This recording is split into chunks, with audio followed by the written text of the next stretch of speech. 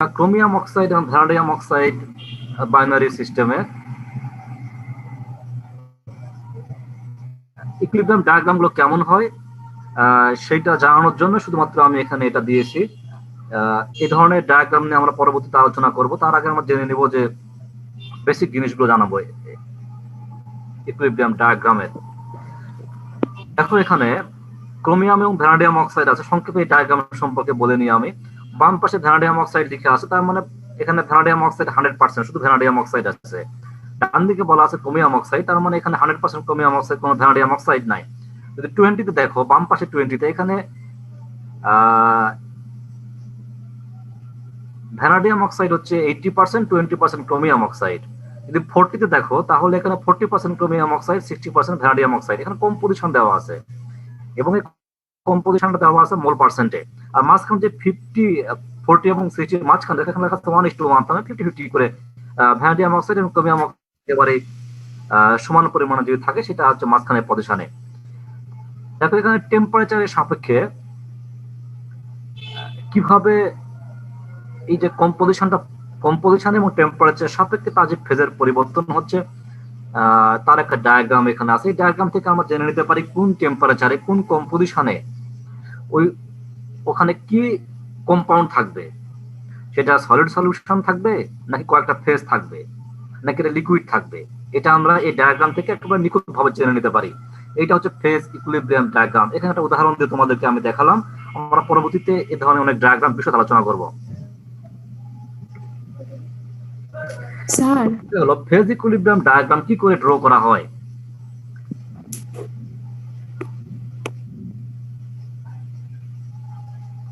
আগে যেটা করা হতো, যে কোনো ম্যাটেরিয়ালস এর মনে করো দুইটা কম্পাউন্ডের আমরা ফেজ ডায়াগ্রাম ড্র করব। সেক্ষেত্রে দুইটা কম্পাউন্ডের একটা নির্দিষ্ট পরিমাণ পাউডার মিক্স করা হয়, তারপরে সেটাকে হিট করা হয়।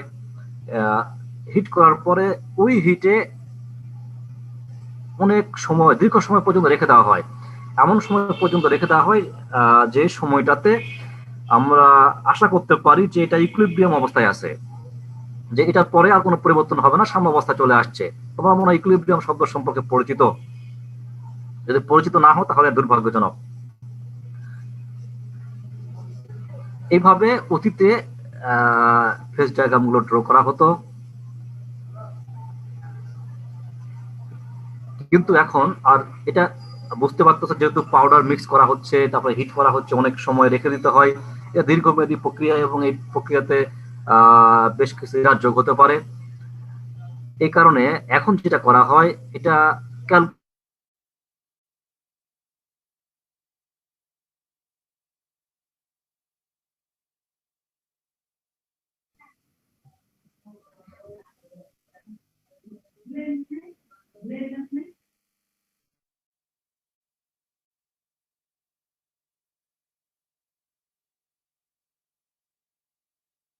হয় থার্মোডাইনামিক ডাটা ব্যবহার করে, এবং এটা বলে calculated phase diagram. Melting temperature থেকে আমরা যদি একটা কম্পাউন্ড নিয়ে আলোচনা করি তাহলে সেটা মেল্টিং টেম্পারেচার তো অবশ্যই পাবো। যদি আমাদের একাধিক কম্পাউন্ড নিয়ে আলোচনা করি তাহলে ওই একাধিক কম্পাউন্ডের ও মেল্টিং টেম্পারেচার আমরা ওই গ্রাফ দেখে বুঝতে পারবো। আমার কথা তোমাদের কাছে পরিষ্কার বুঝতে পারছো? স্যার, মাঝের কথাগুলো আসেনি স্যার। জি স্যার, এই স্লাইডের আগের স্লাইডের কথাগুলো ঠিক মতো আসেনি স্যার। এই স্লাইডের কথা বলতেছো? এটা নাকি এটা? এটা স্যার। এইটা? আচ্ছা,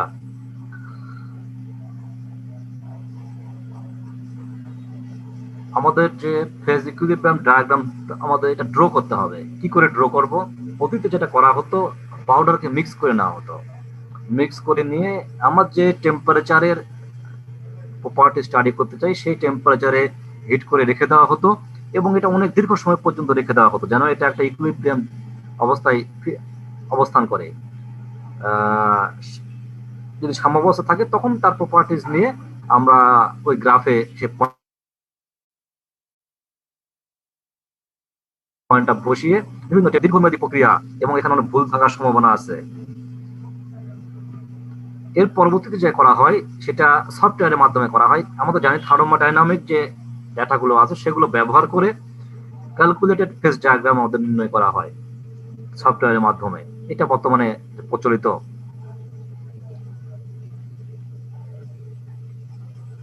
এখানে যেগুলো বলছি সেটা শুনতে পাচ্ছ তো? আমাদের ফেজ ডায়াগ্রাম থেকে আমরা কি ইনফরমেশন পেতে পারি তার একটা লিস্ট এখানে দেওয়া আছে। Melting temperature of each pure compound. আমরা যদি একটা পিওর কম্পাউন্ড নিয়ে আলোচনা করি তাহলে সেটার মেল্টিং টেম্পারেচার পেতে পারি। যদি একাধিক কম্পাউন্ড থাকে সে একাধিক কম্পাউন্ডের মেল্টিং টেম্পারেচার অবশ্যই সেই ডায়াগ্রাম থেকে আমরা পাবো। এরপরে তোমাদের জানা আছে কিনা, যদি একটা পিওর কম্পাউন্ড নিয়ে থাকি আমরা, সেই পিওর কম্পাউন্ডের মধ্যে যদি অন্য একটা কম্পাউন্ড দিয়ে দিই সামান্য পরিমাণে, তাহলে তার মেল্টিং টেম্পারেচার কমে যাবে না বাড়বে?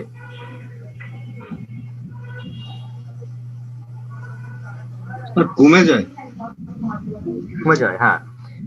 এখন বলা হচ্ছে যে এই ডায়াগ্রাম থেকে আমরা একটা কম্পাউন্ডের মেল্টিং টেম্পারেচার জানলাম। এখন ওই কম্পাউন্ডের মাঝে সাপোজ আমরা 20% অ্যাড করলাম, তাহলে সে কতটুকু মেল্টিং টেম্পারেচার রিডাকশন হবে সেটা আমরা ওই গ্রাফ থেকে, ওই ডায়াগ্রাম থেকে জানতে পারবো। এবং এটা শুধুমাত্র 20% না, যে কোনো কম্পোজিশনে তার মেল্টিং টেম্পারেচার কতটুকু কমে যাচ্ছে সেটা আমরা ওই ডায়াগ্রাম থেকে জানতে পারবো। এরপর আসা যাক the interaction of two compounds. এখন আমরা দুইটা কম্পাউন্ড নিলাম, যেমন ওখানে ভ্যানাডিয়াম অক্সাইড বা ক্রোমিয়াম অক্সাইড, এরকম দুটা কম্পাউন্ডকে নিয়েছি। নেওয়ার পর একটা নির্দিষ্ট কম্পোজিশনে, suppose that this is 40-60 ratio, 4:6 রেশিওতে এইটার মধ্যে ইন্টারাকশনটা কেমন হবে? এটা কম্পাউন্ড ফর্ম করবে, নাকি এটা সলিউশন হবে, নাকি এটা আলাদা ফেজে থাকবে, নাকি কিছুই হবে না, সহ অবস্থান করবে? এই ধরনের ইনফরমেশন, তো দুটো কম্পাউন্ডের মধ্যে ইন্টারাকশন, সেটাও আমরা জানতে পারি। এখানে উদাহরণ দেওয়া আছে, যেমন সিলিকন অক্সাইড এবং অ্যালুমিনা যদি যোগ করা হয় তাহলে এটা থার্ড কম্পাউন্ড একটা মালাইট যেটা বলা হচ্ছে আমাদের অ্যালুমিনিয়াম অক্সাইড সিলিকা এটাকে ফর্ম করবে কিনা ওই কম্পোজিশনে, সেটা আমরা জানতে পারবো। এটা উদাহরণ দিয়ে বলা হচ্ছে। তারপরে বলা হচ্ছে the presence and degree of solid solution. তোমরা কি সলিড সলিউশন সম্পর্কে জানো? সলিড সলিউশন কি?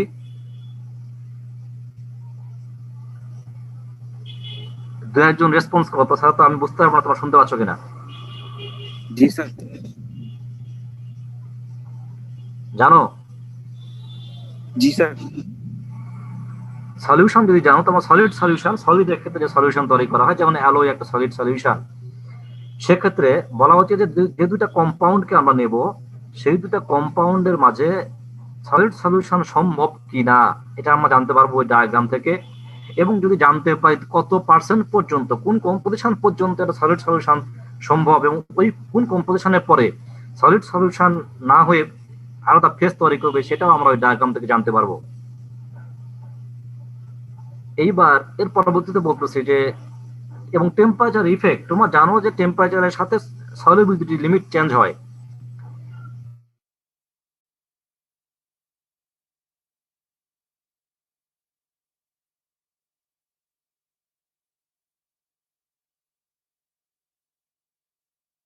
কোন টেম্পারেচারে আমাদের সলিবিলিটি লিমিট কত পর্যন্ত, এটাও আমরা এই ডায়াগ্রাম থেকে জানতে পারি। যেগুলো বিভিন্ন টেম্পারেচারে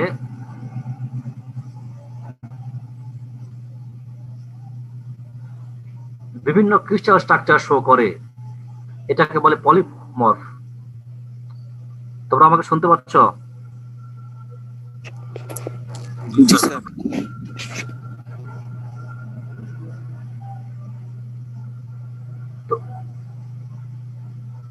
যদি কোনো ম্যাটেরিয়ালস, কোনো কম্পাউন্ড একটা ক্রিস্টাল স্ট্রাকচার থেকে অন্য ক্রিস্টাল স্ট্রাকচারে চলে যায়, কোন নির্দিষ্ট টেম্পারেচার, কোন টেম্পারেচারে যাবে এটাও আমরা ওই ডায়াগ্রাম থেকে জানতে পারবো। এরপরে আসে the amount and composition of liquid and solid at specific temperature and composition. একটা নির্দিষ্ট টেম্পারেচার নিলাম এবং একটা নির্দিষ্ট কম্পোজিশন এবং টেম্পারেচার ফিক্সড করে দিলাম আমরা। ফের নির্দিষ্ট করে দেওয়ার পরে ওই কম্পোজিশন এবং টেম্পারেচারে কতটুকু সলিড এবং কতটুকু লিকুইড থাকবে সেটাও আমরা ওই ডায়াগ্রাম থেকে জানতে পারবো। এরপরে আসা যাক, যদি কোনো টেম্পারেচারে দুইটা লিকুইড ফেজ থাকে, যে ফেজগুলো নিজেদের মধ্যে ইমিসিবল, সেটাও আমরা ডায়াগ্রাম থেকে জানতে পারবো। তোমরা মনে হয় বুঝতে পারছো যে ডায়াগ্রামটা কত শক্তিশালী। আমরা একটা সিঙ্গেল ডায়াগ্রাম, একটা নির্দিষ্ট গ্রাফ থেকে কতগুলো ইনফরমেশন পেতে পারি। একটা ম্যাটেরিয়ালস এর ফেজ সম্পর্কে জানতে পারি, তার কম্পোজিশন জানতে পারি, তার কি ফরম্যাট থাকবে, তার ফর্মটা কি হবে, তার কিসের স্ট্রাকচার কি থাকবে, তার সলিড সলিবিলিটি কি থাকবে, আমরা সকল তথ্য সেখান থেকে জানতে পারি। সুতরাং ফেজ ইকুইলিব্রিয়াম ডায়াগ্রাম কোনো ম্যাটেরিয়াল স্টাডি করার জন্য কত গুরুত্বপূর্ণ তোমরা নিশ্চয়ই বুঝতে পারছো। এখন আসা যাক ফেজ ইকুইলিব্রিয়াম কি। ফেজ ইকুইলিব্রিয়াম মূলত থার্মোডাইনামিক্স এর যে সূত্রগুলো আছে সেগুলো দিয়ে ব্যাখ্যা করা হয়ে থাকে এবং বলা হয় দি condition when the free energy in the system is minimum for a particular set of external conditions. External condition বলতে কি বোঝাচ্ছে? টেম্পারেচার, প্রেসার, এগুলো হচ্ছে এক্সটার্নাল কন্ডিশন। নির্দিষ্ট টেম্পারেচার, নির্দিষ্ট প্রেসারে যখন কোনো সিস্টেমের ফ্রি এনার্জি সর্বনিম্ন হবে সেইটাকে আমরা বলতেছি ইকুইলিব্রিয়াম কন্ডিশন। ক্লিয়ার? জি স্যার। এইবার আসা যাক, বলা হচ্ছে যে যদি আমরা এক্সটার্নাল যে কন্ডিশন যেমন টেম্পারেচার অথবা প্রেসার এগুলো যদি চেঞ্জ না করি তাহলে ওই ইকুইলিব্রিয়াম কন্ডিশনটা সারা জীবন থেকে যাবে, ইনফিনাইট টাইম, অসীম কাল পর্যন্ত ওরকমই থাকবে। কিন্তু যদি আমরা কোনো এক্সটার্নাল কন্ডিশন চেঞ্জ করি, যেমন কম্পোজিশন, টেম্পারেচার অথবা প্রেসার যদি চেঞ্জ করি তাহলে ভিতরের সিস্টেম চেঞ্জ হবে এবং নতুন ইকুইলিব্রিয়াম গঠন করবে। আমার কথাটা বুঝতে পারছো কিনা? যদি আমরা এক্সটার্নাল কন্ডিশন চেঞ্জ না করি তাহলে যে অবস্থায় আছে ওই সিস্টেমটা ওই অবস্থায় সারা জীবন থাকবে। কিন্তু যদি কোনো, ইহাই হচ্ছে ইকুইলিব্রিয়াম, কিন্তু যদি কোনো কন্ডিশন আমরা চেঞ্জ করি, সেটা কম্পোজিশন হতে পারে, টেম্পারেচার হতে পারে, প্রেসার হতে পারে, তাহলে সেই ইকুইলিব্রিয়াম ব্যাহত হবে এবং নতুন ইকুইলিব্রিয়াম ফর্ম করবে এবং সেই নতুন ইকুইলিব্রিয়াম এসে এক্সিস্ট করবে।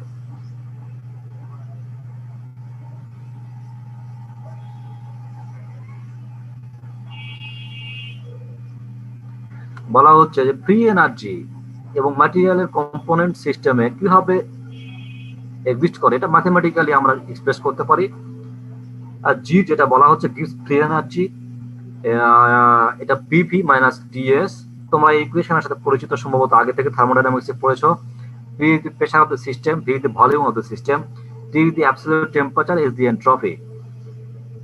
এখানে মিউ আই বলতে বোঝাচ্ছে chemical potential of the ith component. I বলতে মনে করো পঞ্চম কম্পোনেন্ট ক্ষেত্রে আমরা বলি ফিফথ কম্পোনেন্ট, সে হয় বলা হচ্ছে আইথ কম্পোনেন্ট, এবং এক্স বলা হচ্ছে মোল ফ্র্যাকশন।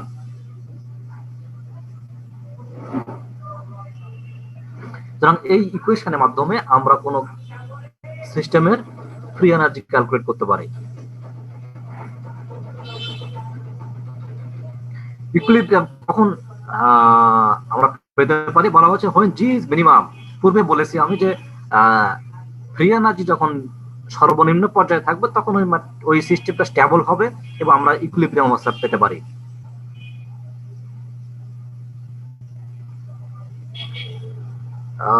বলা হচ্ছে প্র্যাকটিক্যাল কেসে যেগুলো সাধারণত হয় সেগুলো প্যারামিটার গুলো কি হতে পারে? Temperature, pressure and concentration of the components. কিন্তু কিছু ক্ষেত্রে দেখা যায় the presence of an electric, magnetic or gravitational field or surface forces can also influence the state of equilibrium. সাধারণত কমন যে প্যারামিটার সেটা হচ্ছে টেম্পারেচার, প্রেসার এবং কম্পোজিশন, কিন্তু এই তিনটার বাইরে আরো কিছু প্যারামিটার আছে যেগুলো সচরাচর হয় না কিছু নির্দিষ্ট সিস্টেমের জন্য। এটা যেমন ইলেকট্রিক ফিল্ড, ম্যাগনেটিক ফিল্ড, এটা ওই ইকুইলিব্রিয়ামের উপরে প্রভাব ফেলতে পারে।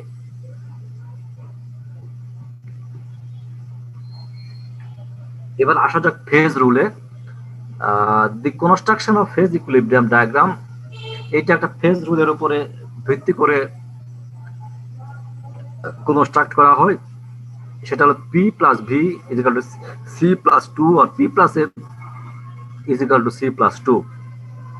এখানে P is the number of phase, কতগুলো ফেজ একটা সিস্টেমে আছে সেটার নাম্বার হচ্ছে পি, আর ভি অথবা এফ হচ্ছে variance or number of degree of freedom. ভিটা হচ্ছে number of degree of freedom, যেটাকে আমরা বলতেছি variance, and C is the number of components, কতগুলো কম্পোনেন্ট আছে সেটার নাম্বার হচ্ছে সি।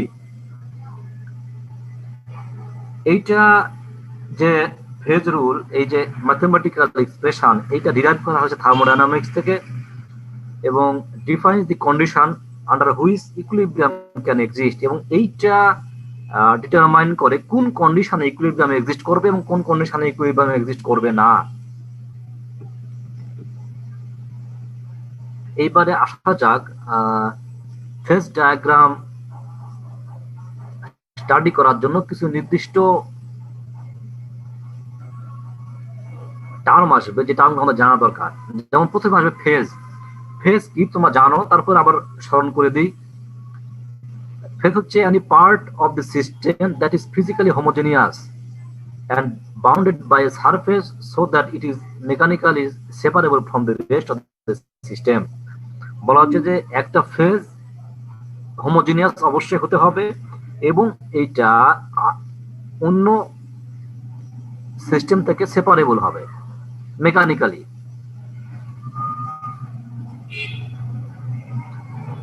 ফেজের উদাহরণ কেমন হতে পারে? গ্যাসিয়াস ফেজ হতে পারে, লিকুইড ফেজ হতে পারে, সলিড ফেজ হতে পারে। এগুলো এক একটা স্টেটস, এগুলো একটা ফেজ নির্দিষ্ট করে এবং লিকুইড ফেজের মধ্যে আলাদা আলাদা ফেজ থাকতে পারে। যেমন আমরা যদি ওয়াটার এবং অয়েলকে একসাথে করি তাহলে দেখা যাবে দুইটা ফেজ হবে, দুইটাই লিকুইড কিন্তু সেটা ফেজ হবে আলাদা। তেমন সলিডের ক্ষেত্রে আলাদা ফেজ থাকতে পারে। বলা হচ্ছে normally only one gas phase is present in the system. সাধারণ প্রেসারে গ্যাস হচ্ছে মিসিবল, সুতরাং গ্যাসের ক্ষেত্রে আমরা যদি কতগুলো গ্যাস একসাথে করি তাহলে ওটা সাধারণত একটা ফেজে থাকবে, কিন্তু লিকুইডের ক্ষেত্রে একটা ফেজ থাকতে পারে অথবা একাধিক ফেজ থাকতে পারে,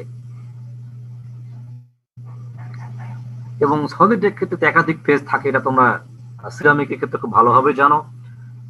সিরামিক যখন স্ট্রাকচার স্টাডি করা হয় বা স্ক্যানিং ইলেকট্রন মাইক্রোস্কোপে তার সারফেস দেখা হয় বা ক্রস সেকশন দেখা হয়, তখন সেখানে দেখা যায় বিভিন্ন ফেজ কোএক্সিস্ট করে একটা সিস্টেমে।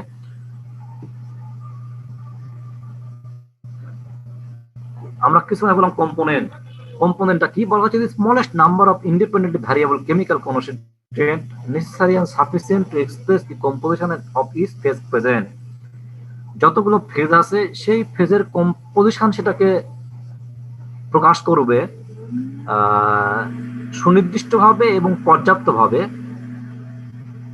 যে স্মলেস্ট অ্যামাউন্ট, যত ক্ষুদ্র পরিমাণ কিন্তু তার সত্যতা প্রকাশ করতে পারবে, এটাকে আমরা বলছি কম্পোনেন্ট। আর ভ্যারিয়েন্সটা কি? ভ্যারিয়েন্স বলছে the number of intensive variables, কতগুলো ভ্যারিয়েবলস আছে সেটাকে বলছি আমরা ভ্যারিয়েন্স। যেমন টেম্পারেচার, প্রেসার এন্ড কনসেন্ট্রেশন, এইটাকে বলা হচ্ছে ভ্যারিয়েন্স।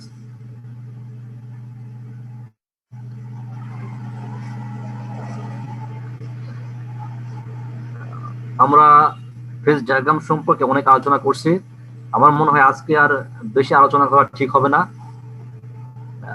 তোমাদের যদি কোনো প্রশ্ন থাকে আজকে যে যতটুকু ক্লাস নেওয়া আমি এই সম্পর্কে, তাহলে এখন বলে ফেলো।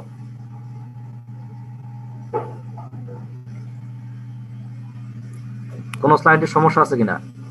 স্যার একদম ফার্স্ট স্লাইডে যে স্যারটা ডায়াগ্রাম বুঝিয়েছিলেন স্যার, ওটা যদি একটু আরেকবার বলতেন ভালো হতো। আচ্ছা আমি যাচ্ছি ওখানে। এটা কথা বললা? স্যার এটার আগের স্লাইডটা। এটা আমি তো ডায়াগ্রাম তো এখানে একটাই আছে। জি স্যার এটাই স্যার। হ্যাঁ হ্যাঁ ঠিক আছে।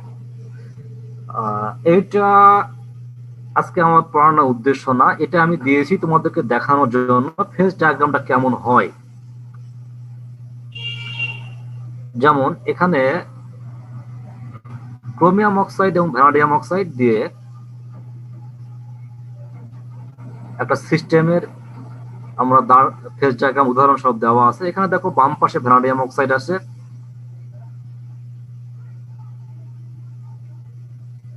একেবারে যদি বাম পাশে দেখো 750 নিচে একটা লাইন দেখতে পাচ্ছ তোমরা। এইখানে এই লাইনের এই পয়েন্টটা হচ্ছে ভ্যানাডিয়াম অক্সাইডের মেল্টিং টেম্পারেচার। এখন যখন তোমার ক্রোমিয়াম অক্সাইড অ্যাড করা হচ্ছে তখন মেল্টিং টেম্পারেচার ধীরে ধীরে কমে যাচ্ছে। নিচে দেখো ভ্যানাডিয়াম অক্সাইড এবং ক্রোমিয়াম অক্সাইডের সলিড কোএক্সিস্ট করতেছে, আর উপরে কোএক্সিস্ট করতেছে ভ্যানাডিয়াম অক্সাইড প্লাস লিকুইড। আর বাম পাশে দেখো যে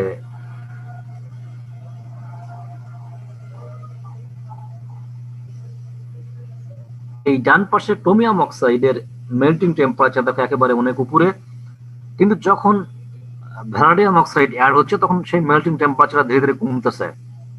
এই গ্রাফ থেকে আমরা বুঝতে পারি যে কোন কম্পোজিশনে এর মেল্টিং টেম্পারেচার কতটুকু, যে আমরা পূর্বে বলেছি ডায়াগ্রাম থেকে আমরা এই তথ্যগুলো পেতে পারি।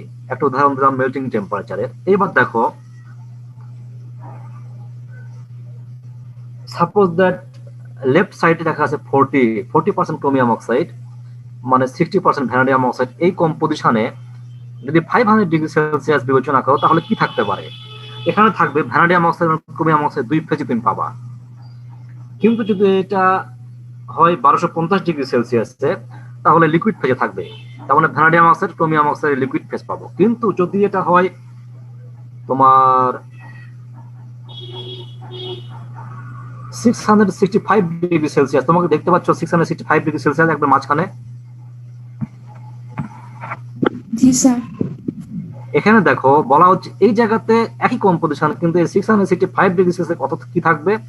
এখানে ক্রোমিয়াম VO4 এইটা একটা কম্পাউন্ড ফর্ম করবে, এই কম্পাউন্ড ফর্ম করবে এবং লিকুইড থাকবে। এই দুটা ফেজ ওখানে কোএক্সিস্ট করবে। তার মানে এই ডায়াগ্রাম থেকে আমরা একেবারে সব ইনফরমেশন পাবো ম্যাটেরিয়ালস, তার ইকুইলিব্রিয়াম সম্পর্কে ধারণা পাবো, তার মেল্টিং টেম্পারেচার, তার স্ট্রাকচার, তার ফেজ, কোন কম্পাউন্ডে থাকবে, তার মিসিবিলিটি, সলিড সলিউশন তৈরি করলে তার সলিড সলিউশনটা কি পরিমাণ থাকবে, এটা আমরা এখান থেকে বুঝতে পারি। তোমাদের কাছে কি ডায়াগ্রামটা এখনো পুরোপুরি বোধগম্য হবে না সেটা আমি জানি, কিন্তু আমি একটা প্রাথমিক ধারণা দিতে চাচ্ছি তোমাদেরকে ডায়াগ্রাম সম্পর্কে। প্রাথমিক ধারণাটুকু তোমরা অর্জন করতে পারছো কিনা?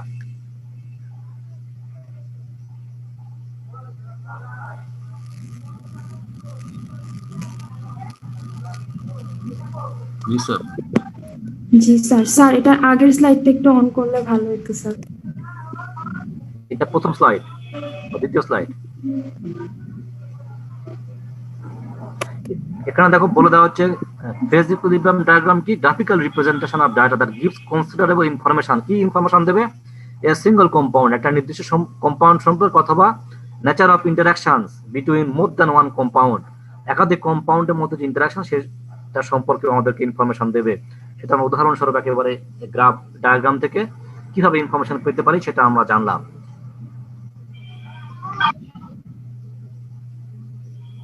আর কারো কিছু বলার আছে, জিজ্ঞাসা করার কিছু? স্যার এই টপিক গুলো সম্পর্কে যদি আমি বিস্তারিত কোথাও থেকে জানতে চাই তাহলে কোনো বই কি সাজেশন হ্যাঁ, দিবেন? এখানে দেখো আমি নিচে রেফারেন্স দিয়েছি, David W Richardson, modern ceramic engineering. এটা বলতে আমি ভুলে গিয়েছিলাম, এটা আমি মূলত এখন পড়াচ্ছি মডার্ন সিরামিক ইঞ্জিনিয়ারিং থেকে। যদি আমি আর কোনো নতুন রেফারেন্স না দিই তাহলে বুঝবো আমি বই থেকে পড়াচ্ছি। তারপরে আমি যখন নতুন ইনফরমেশন দেবো কোনো জায়গা থেকে অবশ্যই সেটা রেফারেন্স দিয়ে দেবো, বা তোমরা আমার কাছে শুনে নিবা। মডার্ন সিরামিক ইঞ্জিনিয়ারিং, রিচার্ডসনের বই।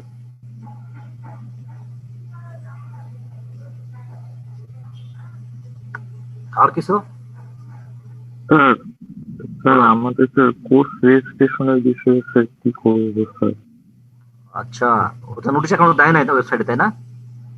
স্যার এমনিতে অন্য ডিপার্টমেন্টের একটা ওয়েবসাইটে নোটিশ দেখলাম যে ওদেরকে মানে কিছু নির্দেশনা দিচ্ছে আর কি, যে স্যার রূপালী ব্যাংকের মাধ্যমে টাকা জমা দিতে হবে, অনলাইনে একটা ফর্ম তুলে ফর্ম ফিল আপ করতে হবে স্যার, পরে সেগুলো আবার মানে ডিপার্টমেন্টে পাঠাইতে হবে অনলাইনের মাধ্যমে। স্যার আমরা স্যার বুঝতেছি না আসলে কিভাবে করতে হবে। জি স্যার। ডেট কত তারিখ পর্যন্ত দেওয়া আছে? স্যার ডেট দেওয়া নেই, লেখা আছে যে প্রথম চক্রের ভিতরে, মানে প্রথম ফার্স্ট সাইকেলের ভিতরে, আচ্ছা আচ্ছা। আর দ্বিতীয় সাইকেলে চলে গেলে জরিমানা হবে স্যার। হ্যাঁ হ্যাঁ, আমরা তাহলে দেখি ডিপার্টমেন্টে এটা একটা নোটিশের ব্যবস্থা করে দেবো। জি স্যার।